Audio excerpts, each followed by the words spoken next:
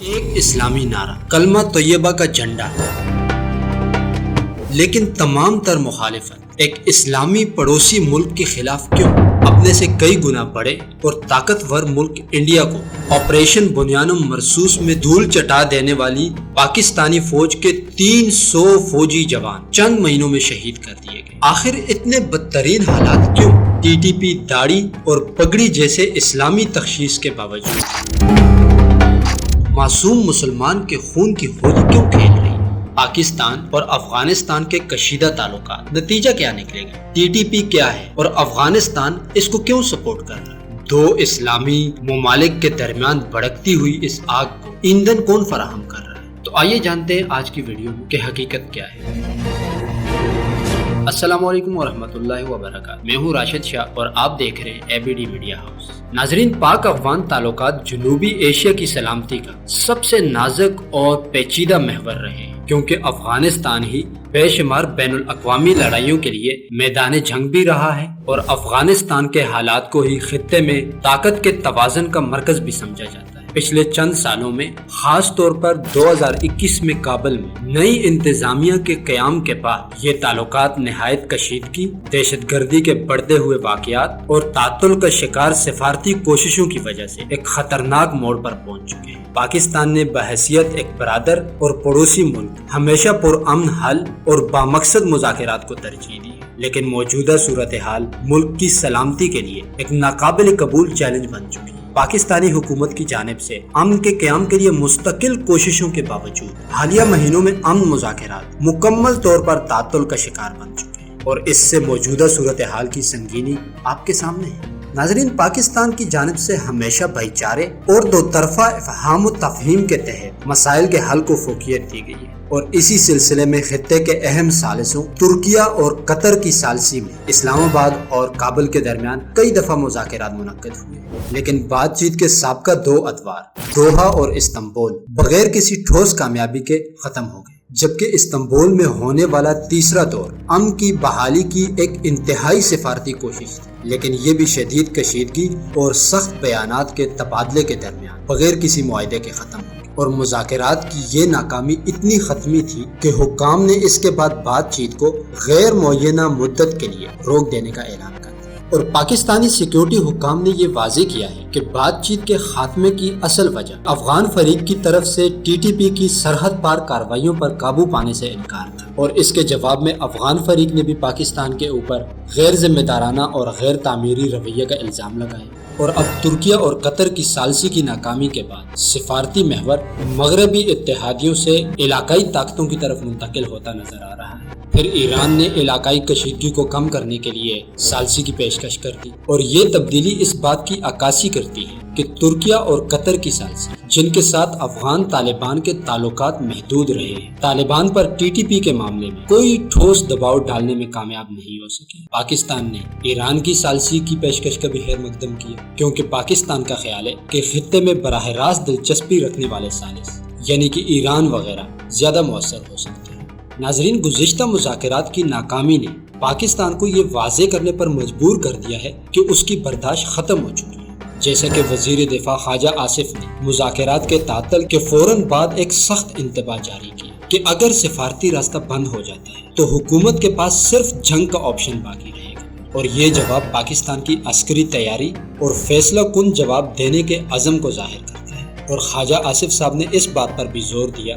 کہ پاکستان کو اپنی سرحدوں کی دفاع کا مکمل حق حاصل ہے۔ مزید کہا کہ اگر پاکستان کو ہدف بنایا گیا یا اس کی کوشش کی گئی تو اسی انداز میں جوابی کارروائی دی جائے گی، اور انہوں نے اپنی عسکری صلاحیت پر اعتماد ظاہر کرتے ہوئے اپنے سوشل میڈیا بیان میں یہ بھی لکھا ہے کہ طالبان حکومت کو ختم کرنے کے لیے پاکستان کو اپنے اسلحہ خانے کے ایک حصہ کی بھی ضرورت نہیں پڑے گی، اور یہ سخت بیانات صرف دھمکیاں نہیں بلکہ یہ سیاسی اور عسکری حکمت عملی کا حصہ ہے، جسے سفارتی جبر کہا جاتا ہے۔ اور چونکہ مذاکرات ناکام ہو چکے ہیں، اس لیے پاکستان نے اپنی عسکری طاقت کے ذریعے دباؤ بڑھانے کا فیصلہ کیا ہے، تاکہ عالمی برادری اور کابل پر یہ واضح کیا جا سکے کہ دہشت گردی کی پشت پناہی جاری رکھنے کی قیمت بہت بڑی ادا کرنی پڑے گی۔ اور اس دباؤ کا مقصد کچھ اور نہیں بلکہ اس دباؤ کا مقصد مذاکرات کے اگلے دور میں طالبان حکومت کو ٹی ٹی پی کے خلاف ٹھوس کارروائی کرنے کے لیے تیار کرنا ہے۔ لیکن بنیادی سوال یہ ہے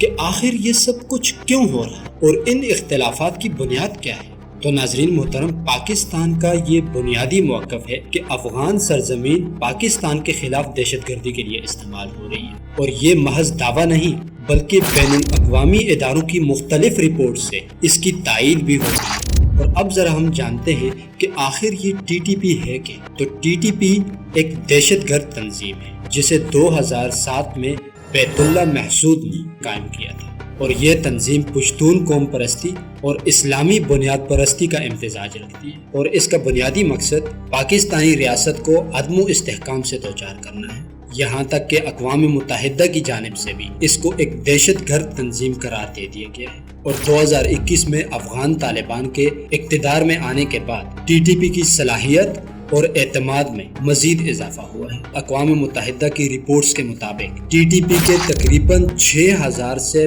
6500 جنگجو افغانستان میں موجود ہیں، اور ان جنگجوؤں تک جدید ہتھیاروں کی رسائی نے پاکستان کے اندر ان کے حملوں کے مہلک پن میں اضافہ کیا ہے، جبکہ افغان طالبان نے ہمیشہ یہ دعویٰ کیا ہے کہ افغانستان کی سرزمین کسی بھی دوسرے ملک کے خلاف دہشت گردی کے لیے استعمال نہیں ہونے دیں گے، بلکہ افغانستان سے امریکی معاہدہ انخلاء کے بعد قطر میں ہونے والے دوحہ معاہدے میں یہ بات شامل تھی کہ افغانستان کی سرزمین کسی دوسرے ملک کے خلاف استعمال نہیں ہوگی۔ لیکن اقوام متحدہ کی تازہ ترین رپورٹ اس دعوے کے برعکس ایک خطرناک حقیقت کی نشاندہی کرتی ہے، جو کہ پاکستان کے موقف کی مکمل طور پر تصدیق کرتی ہے۔ ناظرین، اقوام متحدہ کی رپورٹ سے یہ ثابت ہوتا ہے کہ ٹی ٹی پی کو افغان ڈیفیکٹو حکام کی طرف سے اہم لاجسٹک اور آپریشنل سپورٹ مسلسل ہو رہی ہے۔ کابل میں طالبان کی انٹیلیجنس ایجنسی نے ٹی ٹی پی کے سینئر رہنماؤں کے لیے مہمان خانے مہیا کیے ہیں اور انہیں نقل و حرکت کی آزادی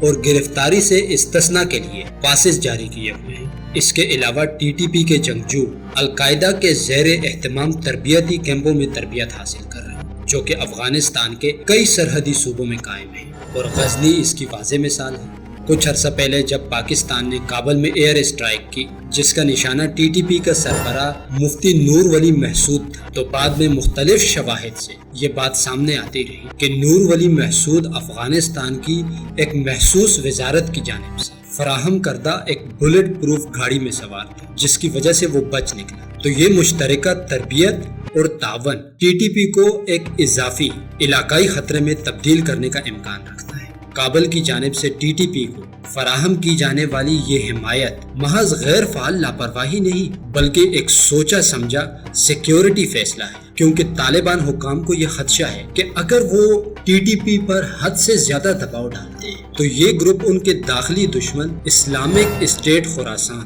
یعنی ISILK کے ساتھ ہاتھ ملا سکتا ہے۔ لہٰذا کابل اپنی داخلی سیکیورٹی کو برقرار رکھنے کے لیے ٹی ٹی پی کو سہولت فراہم کر رہا ہے، جس کا براہ راست نتیجہ پاکستان کے اندر عدم و استحکام کی صورت میں نکلتا ہے، اور یہ صورتحال پاکستان کے لیے دوہرا سیکیورٹی چیلنج پیش کرتی ہے۔ بالآخر مذاکرات میں مسلسل ناکامی اور دہشت گردی کے بڑھتے ہوئے واقعات کی وجہ سے پاکستان نے اپنی حکمت عملی میں ایک فیصلہ کن تبدیلی لائی ہے، جس میں عسکری رد عمل کو سفارتی اور اقتصادی دباؤ سے جوڑ دیا گیا ہے۔ اکتوبر 2025 میں پاک افغان سرحد پر افغان طالبان کی جانب سے غیر ضروری جارحیت کے بعد پاکستان نے یہ واضح کیا کہ وہ اپنی قومی سلامتی کے دفاع کا پورا حق رکھتا ہے، اور پاکستان کی وزارت خارجہ نے اس جارحیت کو فتنۃ الخوارج اور فتنۃ الہندوستان کی کارروائیاں قرار دیا ہے۔ پاکستان نے حق خود مدافعت استعمال کرتے ہوئے افغان سرزمین پر موجود دہشت گردوں کے انفراسٹرکچر کو ہدف بنا کر ٹارگیٹڈ جوابی کارروائیاں کی، اور اس عمل کا مقصد دہشت گردوں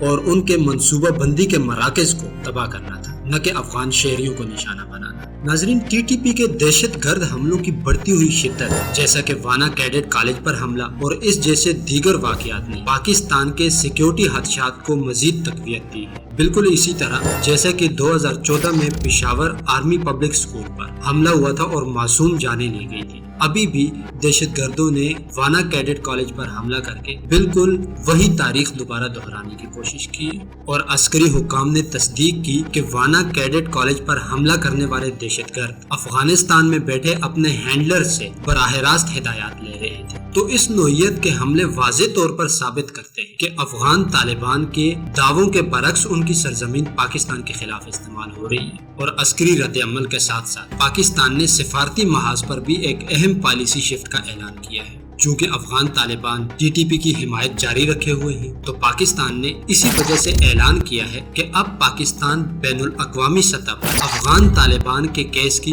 وکالت نہیں کرے گا۔ اس پالیسی شفٹ کا مطلب ہے کہ پاکستان طالبان حکومت کو رسمی طور پر تسلیم کرانے کی کوشش کم کر دے گا، اور اس کے علاوہ پاکستان نے اقتصادی تعلقات اور تجارت کو بھی کم کرتے ہوئے افغانستان کی تقریباً ساری سرحدیں بند کر دی، تاکہ افغانستان پر ٹی ٹی پی کے خلاف ٹھوس کارروائی کرنے کے لیے معاشی دباؤ ڈالا جا سکے۔ یہ پالیسی تبدیلیاں تعلقات کو نظریاتی بھائی چارے سے نکال کر سخت قومی مفادات کی بنیاد پر استوار کر رہی ہیں۔ چونکہ بارہا کی گئی بات چیت اور عارضی جنگ بندی مؤثر ثابت نہیں ہو سکی تھی، تو اب پاکستان نے بالآخر یہ سمجھ لیا ہے کہ طالبان سے مؤثر طور پر نمٹنے کے لیے ایک واحد راستہ یہ ہے کہ ان تمام ذرائع کا استعمال کیا جائے جو پاکستان کے پاس دستیاب ہے، تاکہ ٹی ٹی پی کی پش پناہی کی قیمت کو بڑھا دیا جائے۔ لیکن ناظرین، یہاں اصل الارمنگ یہ ہے کہ پاکستان کو سیکیورٹی چیلنجز صرف مغربی سرحدوں کی طرف سے نہیں ہے، یا صرف مغربی سرحدوں تک محدود نہیں ہے، بلکہ وسیع علاقائی عوامل سے منسلک ہے۔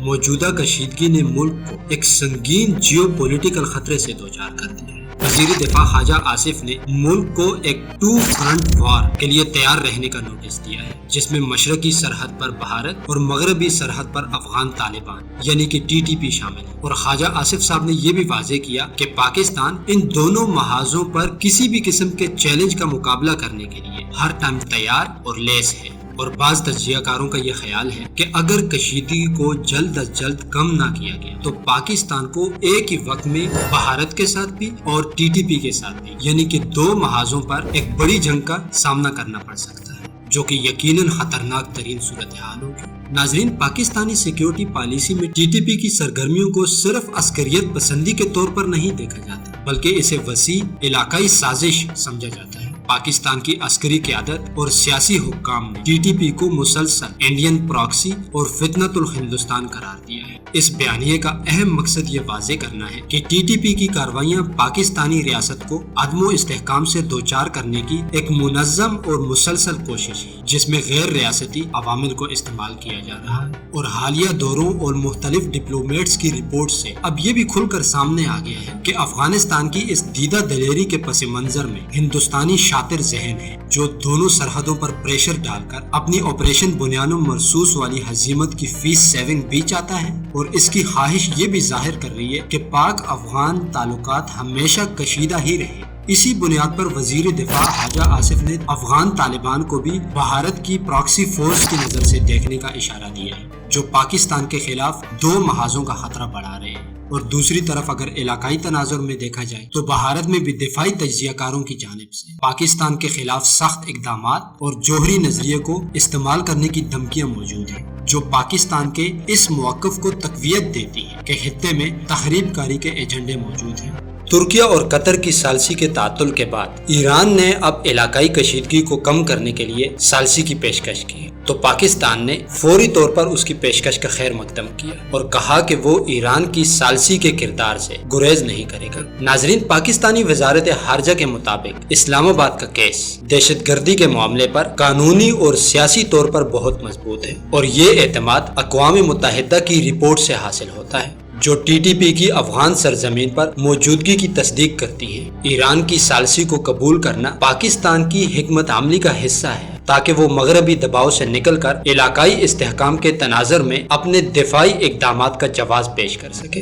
اور مذاکرات میں مضبوط پوزیشن پر آ سکے۔ لیکن افغان طالبان نے چونکہ صرف اور صرف عسکری زبان کو سمجھنے کا اشارہ دیا ہے، لہٰذا سفارتی کوششوں کی کامیابی کا انحصار صرف اور صرف اس بات پر ہوگا کہ کابل پر کتنا ٹھوس عسکری، اقتصادی اور سفارتی دباؤ ڈالا جا سکتا ہے۔ ناظرین، پاکستان کو سرحدوں پر سیکیورٹی کو مزید مضبوط بنانا ہوگا، पाकिस्तान को चाहिए कि वो अक़वाम मुत्तहिदा की रिपोर्ट्स को बुनियाद बनाकर आलमी बरादरी से ये मुतालबा करे कि वो अफगान हुकूमत पर TTP की हिमायत को खत्म करने के लिए वाज़े और ठोस शराइत आयद करे। ये दबाव तालिबान की बैनुल अक़वामी तन्हाई में इजाफा कर सकता है, जिससे वो कौमी मफादात के तहत TTP पर लगाम डालने पर मजबूर हो सकते हैं। पाकिस्तान इस वक्त एक नाजुक और जियोपॉलिटिकल दोराहे पे खड़ा है। एक तरफ दहाइयों के बाद मगरबी खतरात कम नहीं हुए और दूसरी तरफ आलमी सतह पर यह साबित हो चुका है कि हमारी एक बरादर पड़ोसी सरजमीन पाकिस्तान के खिलाफ इस्तेमाल हो रही है। सिफारती कोशिशों की नाकामी और वाना कैडेट कॉलेज जैसे मासूम अहदाफ पर पे दर पे हमले करना पाकिस्तान को मजबूर करते हैं कि वो अपने कौमी दिफा के हक को मुकम्मल तौर पर इस्तेमाल करे। पाकिस्तान किसी भी कीमत पर अपनी इलाकाई खुद मुख्तारी और कौमी सलामती का दिफा करे, जैसा कि वजीर दिफा ने वाजे कर दिया